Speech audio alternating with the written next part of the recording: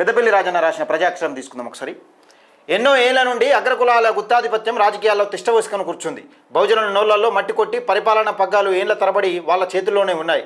ఈ శని పోవాలంటే, గ్రహాలు మనకు అనుకూలంగా ఉండాలంటే బీసీల్లో చైతన్యం రావాలి, రాజకీయాలపై అవగాహన పెంచుకోవాలి, మన ఓట్లు మనమే వేసుకోవాలి. ఒకసారి అధికారం అందితే భవిష్యత్ తరాలు బాగుపడతాయి, బడుగు బలహీన వర్గాల ప్రజల బతుకులు మారిపోతాయి, యువతకు ఉద్యోగ అవకాశాలు వస్తాయి. జనంలో ఆలోచన మారినప్పుడే రాజకీయాలు తారుమారవుతాయి.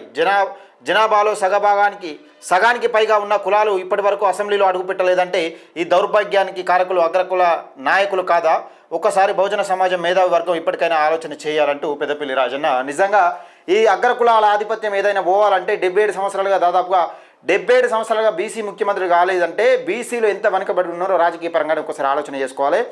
బహుజన బిడ్డలు ముఖ్యంగా బీసీ, ఎస్సీ, ఎస్టీ మైనార్టీలకు అధికారం రావాలంటే, రాజ్యాధికారం రావాలంటే మన ఓట్లు మనమే వేసుకోవాలి. ఎక్కడ నిల్చున్నామని మన ఓట్లు మనం వేసుకోవాలి.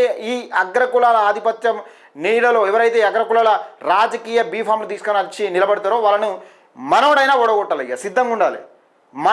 మన బీసీ పార్టీలు, మన బీసీ బహుజనాల పార్టీలు ఎవరైతే ఉంటారో మనం వాళ్ళని గెలిపించుకొని మనం రాజ్యాధికారం సాధించుకుంటే మన బతుకులు మారితే, మనకు ఉద్యోగ అవకాశాలు వస్తాయి.